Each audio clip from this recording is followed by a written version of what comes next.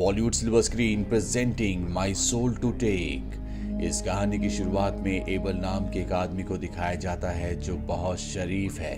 वो अपनी प्रेग्नेंट पत्नी और अपनी बेटी के साथ रहता है। इसी शहर में एक किलर है जिसे रीपर कहा जाता है। वो कई लोगों का कत्ल कर चुका है और एक दिन एबल को अपने घर पर उसी रीपर का चाकू मिलता है जो कि शहर में नकाब पहनकर लोगों को इसी चाकू से मारता है। इस चाकू को शहर में हर कोई जानता है क्योंकि रिकॉर्डिंग में हर किसी ने रीपर के इस चाकू को देखा होता है। एबल को जब ये चाकू अपने घर पर मिलता है तो उसे अपने आप पर शक होना शुरू हो जाता है क्योंकि वो कई बार बहुत सारी चीजें भूल जाता है। उसे याद नहीं रहता कि वो पर्टिकुलर कुछ घंटों के लिए कहां पर था। सच तो ये है कि एबल ही वो कातिल है जो शहर में नकाब पहनकर लोगों को मारता है। दरअसल उसे एक बीमारी है जिसे कहा जाता है डिसोसिएटिव आइडेंटिटी ऑर्डर, जिसमें इंसान कुछ पल के लिए अपने आप को पूरी तरह से भूल जाता है। वो एक दूसरा शख्स बन जाता है और इसके बाद जब वो कत्ल करता है, अपने काम को अंजाम देता है, वो फिर से पहले की तरह बन जाता है। और अब जब उसे चाकू मिल चुका है तो वो अपने साइकियाट्रिस्ट को कॉल करता है और उसे बताता है कि मेरे बेसमेंट में मुझे वो चाकू मिला जो कि रीपर का है। मुझे अपने आप पर शक है। एबल का साइकियाट्रिस्ट कहता है कि मैं तुम्हारे पास आ रहा हूँ।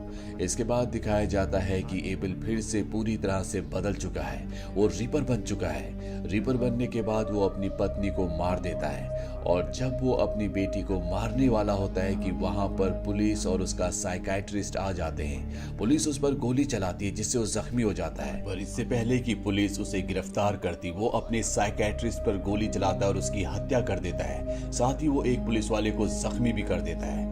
अब उसे यहाँ से एम्बुलेंस में हॉस्पिटल ले जाया जा रहा होता है, पर तभी एम्बुलेंस का एक्सीडेंट हो जाता है और उसमें आग लग जाती है। एबल की डेड बॉडी नहीं मिलती। कुछ लोग समझते हैं कि वो मारा गया और कुछ लोग समझते हैं कि वो जिंदा है और आज भी उस नदी के किनारे रहता है जहां पर एम्बुलेंस का एक्सीडेंट हुआ था। इस वाक्य को पूरे 16 साल बीत जाते हैं, लेकिन आज भी इस शहर के लोगों के जहन से रीपर का कहर नहीं गया।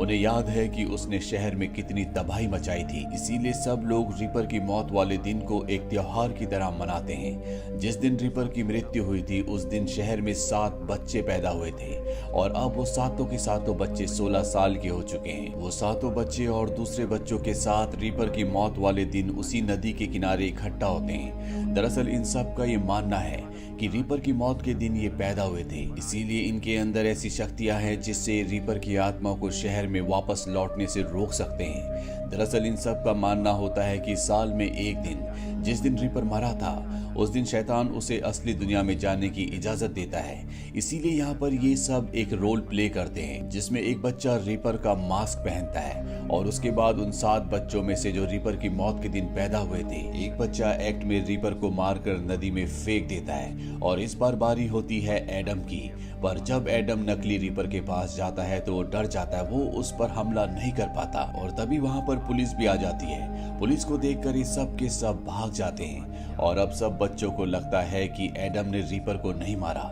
इसीलिए उसकी आत्मा टाउन में वापस आ जाएगी। और तभी हमें इनमें से एक बच्चे को ब्रिज पर जाता हुआ दिखाया जाता है जिसके पीछे से रीपर आ जाता है। वो उसे मारकर ब्रिज से नीचे गिरा देता है। अगले दिन एडम और उसके दोस्त एलेक्स को स्कूल में दिखाया जाता है जहाँ पर उन्हीं सातों में से एक लड़का जिसका नाम ब्रेंडन है, जो कि एक अच्छा लड़का नहीं है, वो एडम को ब्लेम करता है कि रात को तुमने रीपर के क्लाउन को पानी में नहीं फेंका, इस वजह से उसकी आत्मा दोबारा आएगी और सबको मारना शुरू कर देगी। तभी यहाँ पर ले नाम की एक लड़की आ जाती है जो ब्रेंडन से कहती है कि तुम अच्छे इंसान नहीं हो, पहले भी तुमने लड़कियों का इस्तेमाल किया है, तुम सबको परेशान करते रहते हो। अब वही क्लास में दिखाया जाता है जहाँ पर एडम और एलेक्स ने स्कूल के लिए एक प्रोजेक्ट बनाया होता है जिसमें ये एक बर्ड का बहुत बड़ा कॉस्ट्यूम बनाते हैं और इस कॉस्ट्यूम को एलेक्स पहनता है और बर्ड की तरह एक्ट करना शुरू कर देता है। एडम इस बर्ड की आवाज निकाल रहा होता है और धीरे धीरे वो एक के बाद एक कई आवाजें निकालना शुरू कर देता है। ऐसा लगता ही नहीं कि ये वही एडम है जो सबसे डरता है। वो आवाज इतनी बेहतरीन तरीके से निकाल रहा होता है कि ब्रेंडन भी उस पक्षी से डर जाता है, ये जानने के बाद भी कि वो असली नहीं है। टीचर भी ये देखकर हैरान होती है। इसके बाद एडम जब घर जाता है तो उसे मिरर में अपना वही दोस्त दिखता है जिसे ब्रिज के ऊपर रीपर ने मार दिया था। उसे कुछ समझ में नहीं आ रहा होता। साथ ही उसके अंदर बहुत सारे बदलाव भी हो रहे होते हैं। एडम की मॉम को प्रिंसिपल बुलाता है और उससे पूछता है कि कहीं तुम्हारे बेटे के दिमाग में कोई प्रॉब्लम तो नहीं है, क्योंकि जिस तरह से आखिरी बार उसने क्लास में आवाज निकालते निकालते अपनी पूरी पर्सनैलिटी को चेंज कर दिया था। इससे सब के सब हैरान थे। साथ ही पुलिस को उन 7 में से उसकी डेड बॉडी मिल जाती है जिसे रीपर ने ब्रिज के ऊपर मारकर नीचे पानी में फेंक दिया था। वहीं जंगल में हमें ब्रैंडन को दिखाया जाता है, जो उन्हीं 7 में से एक ब्रिटनी नाम की लड़की का पीछा कर रहा होता है। दरअसल वो उसके साथ जबरदस्ती करना चाहता है। ब्रिटनी वहां से भाग जाती है, पर जब वो थोड़ा सा आगे जाती है तो वो देखती है कि उन्हीं के एक साथी को किसी ने मार दिया है। उसे लगता है कि ये ब्रैंडन ने किया है। वो वहां से भाग जाती है और अब ब्रैंडन भी उस डेड बॉडी तक पहुंच जाता है। तभी ब्रिटनी उसे कॉल करती है और कहती है कि मुझे पता है कि तुम्ही ने उसे मारा है, मैंने पुलिस को कॉल कर दिया है। ब्रैंडन उसे समझाने की कोशिश करता है कि ये मैंने नहीं किया, पर बहुत देर बोलने के बाद भी वहां से किसी की आवाज नहीं आती। और जब ब्रैंडन उसे कहता है कि मुझे जवाब दो, तो वहां से किसी आदमी की कॉल आती है। ब्रैंडन कहता है कि ब्रिटनी को फोन दो, मैं उससे बात करना चाहता हूँ। वो कहता है कि ब्रिटनी जा चुकी है। ब्रेंडन पूछता है कहाँ?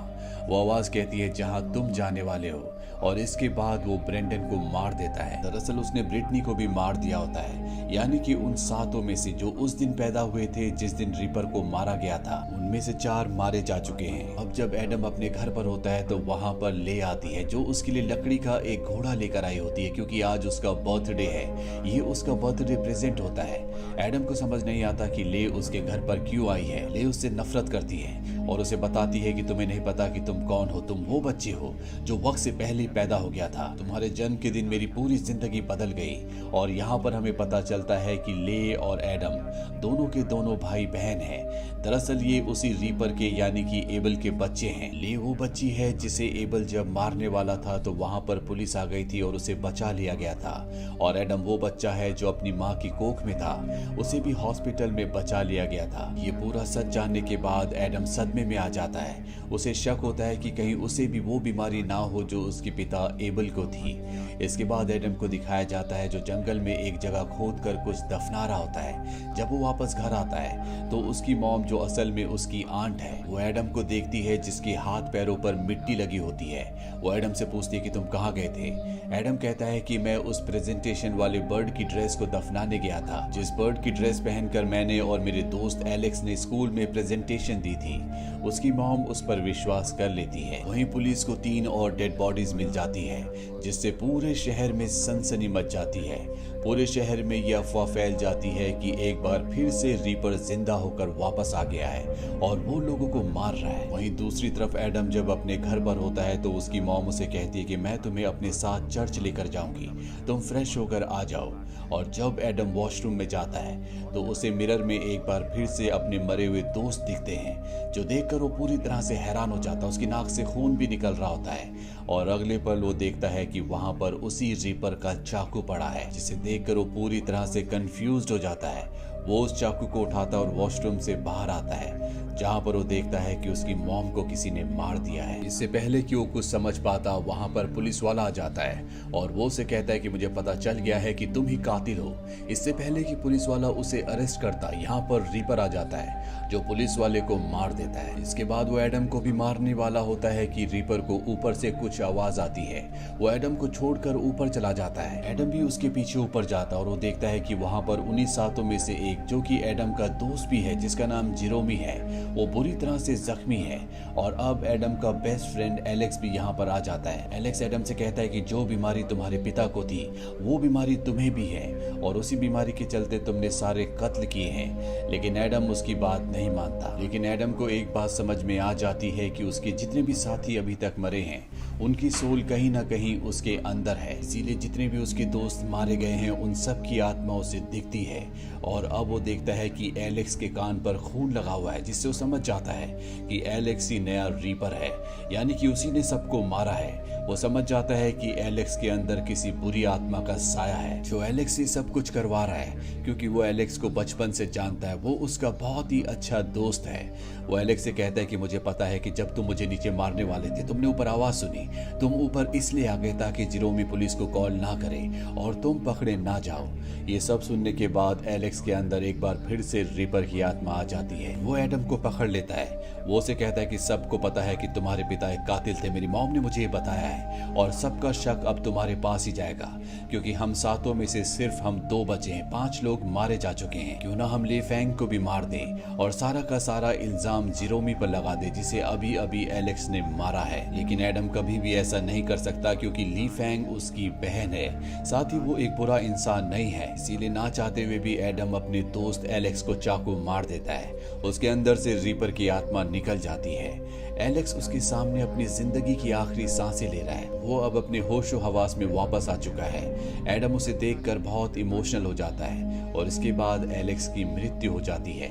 अब यहाँ पर पुलिस भी आ जाती है, जो एडम को पकड़ लेती है और उसकी बहन ले फैंग पुलिस को सारा सच बता देती है कि असली कातिल एलेक्स था और एडम ने उसे मारा है। इसीलिए एडम को अब इस शहर में एक हीरो की तरह देखा जाता है। पर एलेक्स अंदर से जानता है कि एडम कभी भी एक कातिल नहीं था, बल्कि कत्ल उससे उस सोल ने करवाए जो उसके अंदर थी। साथ ही उसके पिता बीमार जरूर थे, लेकिन वो भी कातिल नहीं थे। उनके अंदर भी वही रीपर की सोल थी जो उनसे कत्ल करवाती थी। इसी के साथ ही कहानी यहीं पर खत्म हो जाती है। ये फिल्म ईयर 2010 में रिलीज हुई थी। IMDb पर इसकी रेटिंग है 4.7। इस फिल्म का बजट था $25 मिलियन और बॉक्स ऑफिस पर इसने कमाई की थी $22 मिलियन की। उम्मीद करते हैं कि ये कहानी आपको पसंद आई होगी।